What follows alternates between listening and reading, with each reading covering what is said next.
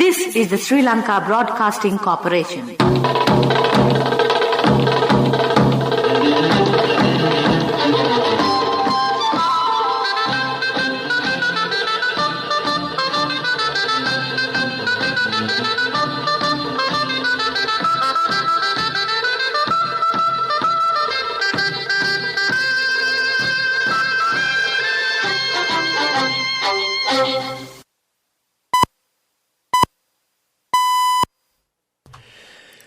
"6:45 a.m. This is the Sri Lanka Broadcasting Corporation. The news edited by J. Yogaraj and read by Mario Vijayawardena. The headlines. The President says the world needs proper international coordination to combat religious extremism and terrorism. The daily count of the coronavirus cases moves to 746. 21 coronavirus-related deaths reported. In the Sialkot lynching, 13 key suspects remanded and in police custody. The Sapugaskanda oil refinery to restart from tomorrow. The One Country, One Law Presidential Task Force has a successful sitting in the Eastern Province. In sports, India 5 wickets away from win after top order Ashwin shines. President Gotabaya Rajapaksa emphasizes that everyone in the region should work together to revive the economy after the COVID-19 pandemic situation. The President made these remarks delivering the inaugural address at the Indian Ocean Conference IOC held in Abu Dhabi, the capital of the United Arab Emirates. He said the measures taken worldwide to combat the pandemic, although they proved invaluable in saving countless lives, came at a steep cost. The rapid decline in economic activity these measures have caused have had serious long-term consequences on global travel, trade and economic growth. The President pointed out that developing countries in particular have been very badly impacted by this and that this can only be achieved through the support provided by richer nations to developing countries. The President said the COVID-19 pandemic will not end until everyone everywhere is inoculated against the virus and requests the nations with capabilities to provide assistance to underprivileged nations to make their vaccination drives productive. In contrast to the leadership provided by the World Health Organization for the global pandemic response, no world institution has stepped forward to help countries navigate their economic recovery.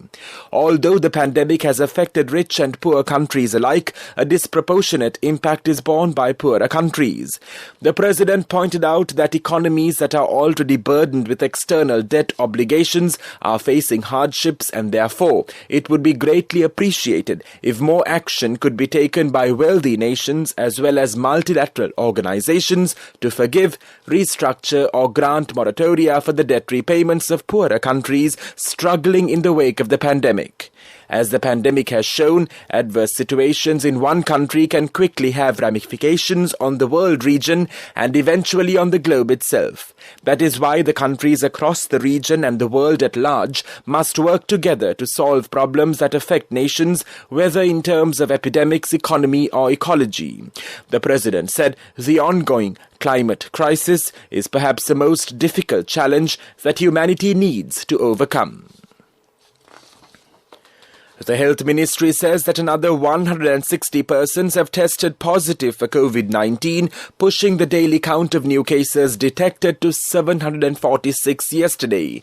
The new cases confirmed within the day includes 4 returnees from overseas. This brings a tally of the coronavirus cases registered in the country thus far to 567,682, while over 11,000 infected patients are currently undergoing treatment across Sri Lanka. Meanwhile, the Health Ministry also reported 21 coronavirus-related deaths yesterday. This news broadcast comes to you from the Sri Lanka Broadcasting Corporation. Sri Lanka Insurance Motor Plus, the best option.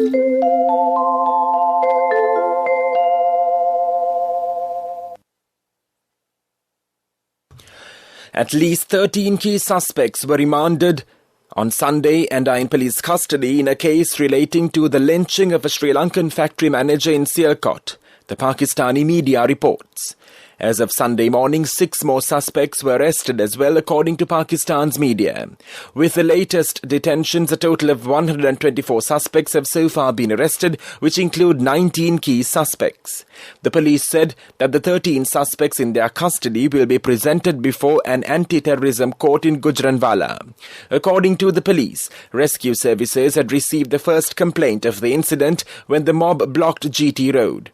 They were informed about ruckus in the factory. The police said that their personnel leaped to the factory's gate to enter it, where they saw a mob beating the factory owner. The police could barely free the factory owner from the mob, while another group of people entered the factory by leaping to the walls, the police said, adding that the mob opened the gates and dragged the manager's body outside. Earlier, the police had said that the suspects were to be presented before a court to seek their physical remand for interrogation in regard to the killing.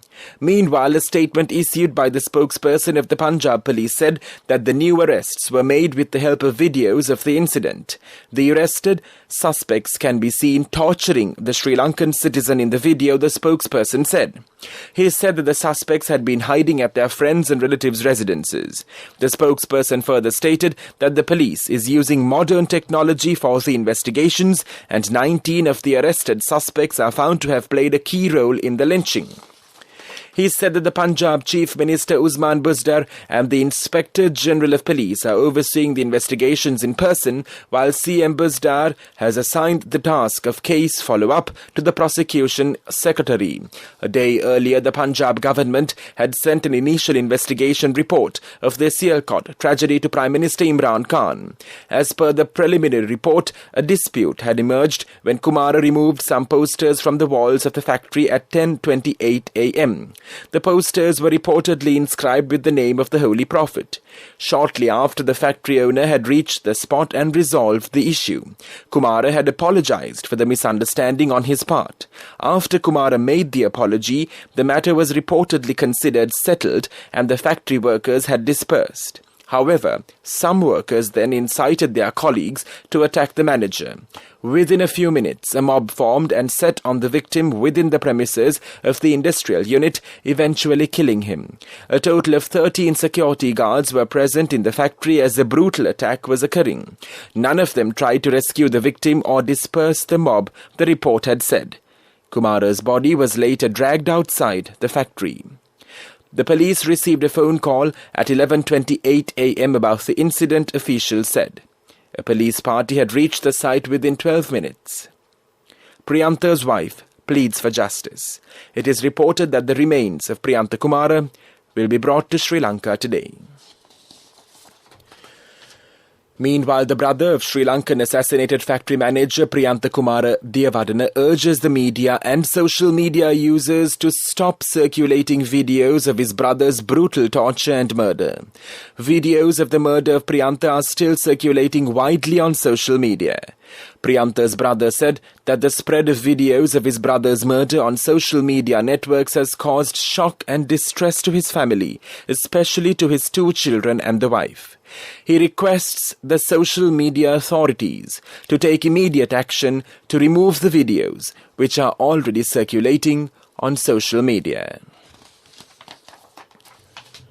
The Sapugaskanda oil refinery, which was closed since last month, will restart again from tomorrow, the Energy Minister Udaya Gammanpilla said. The oil refinery was temporarily closed on November 15th. The minister said that he promised to restart the Sapugaskanda oil refinery within 50 days on the day of closure. As promised, the restart of the refinery commences on the 7th of December, which is the 22nd day from the closure, the minister said. The One Country, One Law Presidential Task Force is engaged in collecting the views of the general public from the Eastern Province.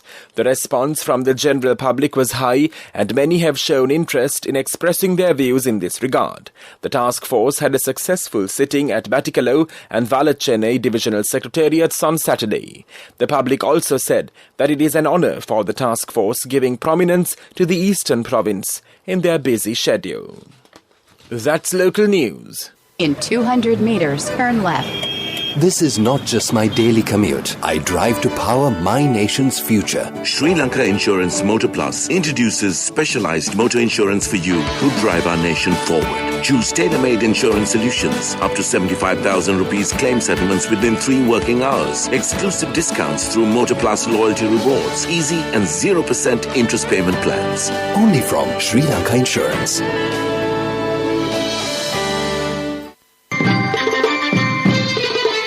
The main news story is brought to you by Siddhalepa Vedamahatmya. The Sapugaskanda oil refinery, which was closed since last month, will restart from tomorrow, the Energy Minister Udaya Gammanpilla said. The oil refinery was temporarily closed on the 15th of November.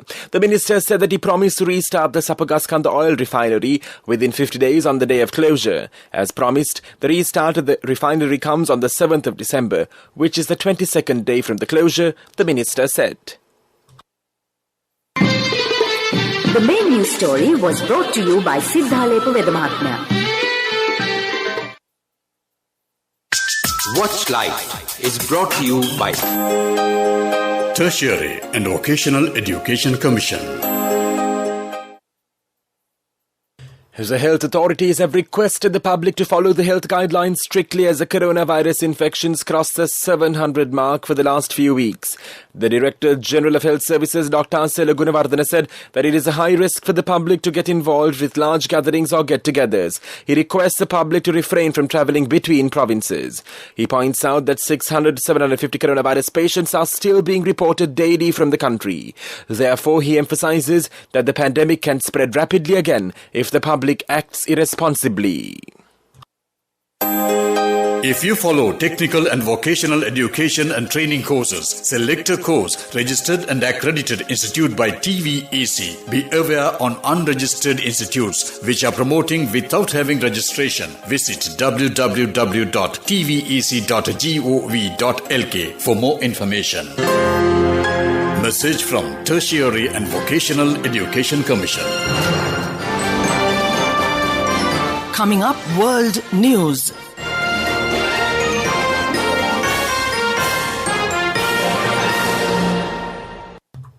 The Pope condemns the treatment of migrants in Europe. Indonesia's Semeru volcanic eruption kills 14, dozens injured.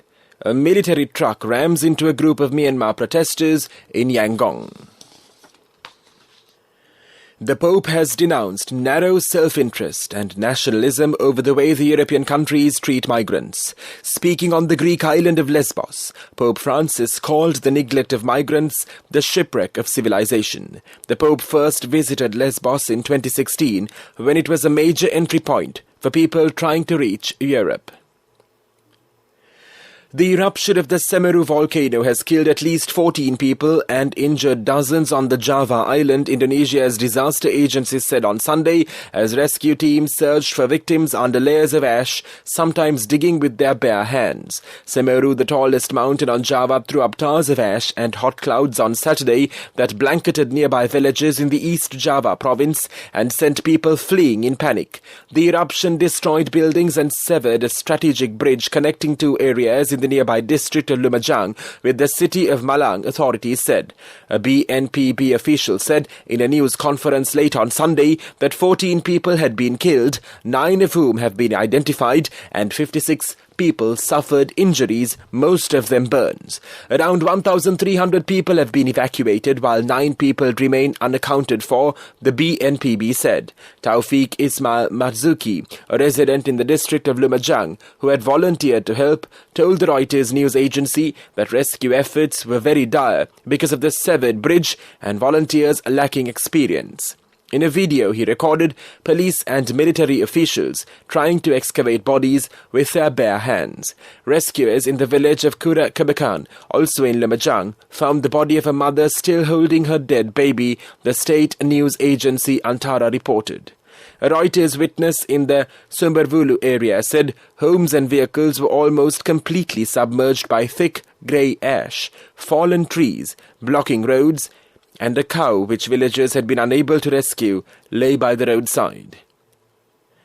Hosnea, a 31-year-old local resident who was evacuated with her family, told the Reuters that the eruption was very sudden.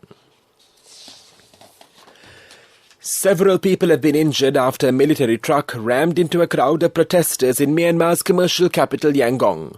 Eyewitnesses told local media that the soldiers then opened fire on some fleeing protesters and beat others. Since February's coup, more than 1,200 people have been killed during protests and thousands more imprisoned. The military said it arrested 11 people at this latest protest. 3 were injured. 1 is in a critical condition. And now the main points of the World News segment once again. The Pope condemns the treatment of migrants in Europe. Indonesia's Semeru volcanic eruption kills 14, dozens injured. A military truck rams into a group of Myanmar protesters in Yangon. Development News is brought to you by Let's take all out of the coconut tree and make the island thriving and prosperous. Call our hotline 1928. WhatsApp 070 400 1928. The expressway from the Hingurukade junction near the Kalanithissa power plant to the Colombo port is under construction at present. Once the highway is completed, the 45-minute travel on this line will be reduced to 5 minutes. A sum of 28,000 million rupees has been allocated for this project. Development News was brought to you by the coconut tree is well grown in almost all the parts of the island. It is an exceptional source of extra income. The shell, the husk and almost all the parts of the coconut tree makes you money, providing you with an excellent extra source of income. It will also help to nourish the economy of the country. You will be guided with all necessary informations regarding the coconut cultivation, with the novel cultivation techniques and all other related and upgraded informations by the Coconut Research Institute, Lunavilla. Call our hotline 1928. WhatsApp 070 400 1928. Moving on with sports news. In cricket, Ajaz Patel bagged 14 of the 17 Indian wickets to fall in the Mumbai Test, but the hosts continued to boss the game, setting New Zealand an improbable 540 after declaring on 276 for 7. R. Ashwin then cracked open the visitors' top order, leaving his side 5 wickets away from victory at stumps on the third day. In scores, India batted first and made 325 in their first innings and 276 for 7 declared in their second innings. New Zealand, in reply, was shot out for a mere 6-2 in their first innings and 140 for 5 in their second innings.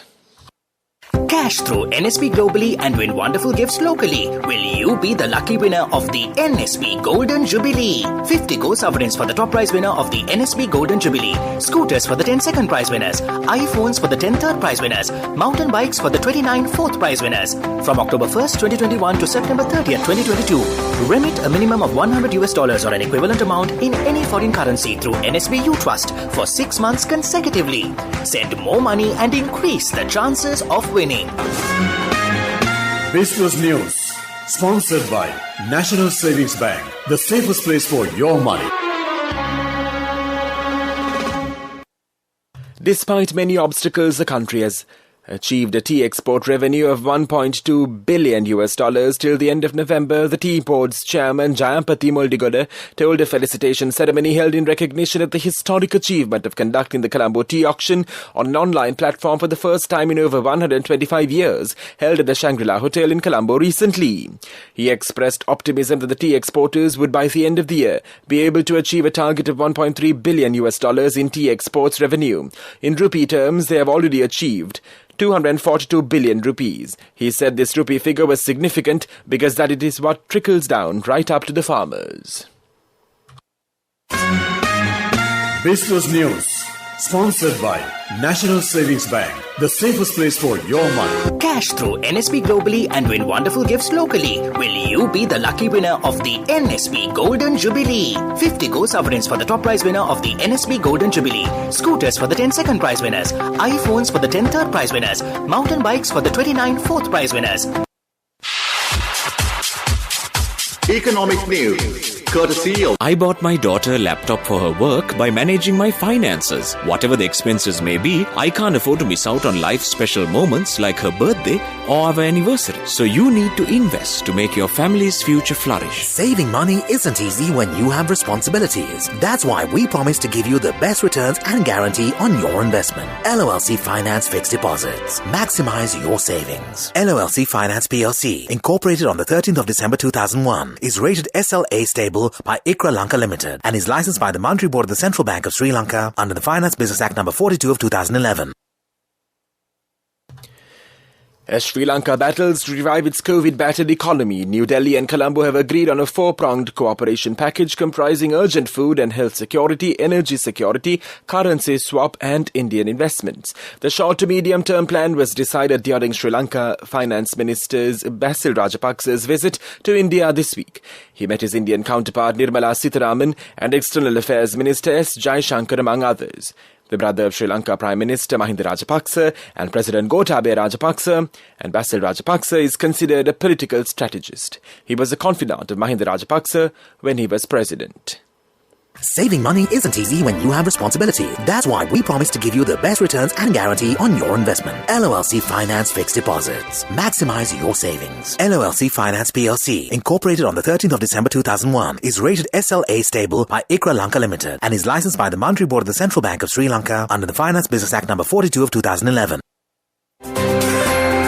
This is the weather report.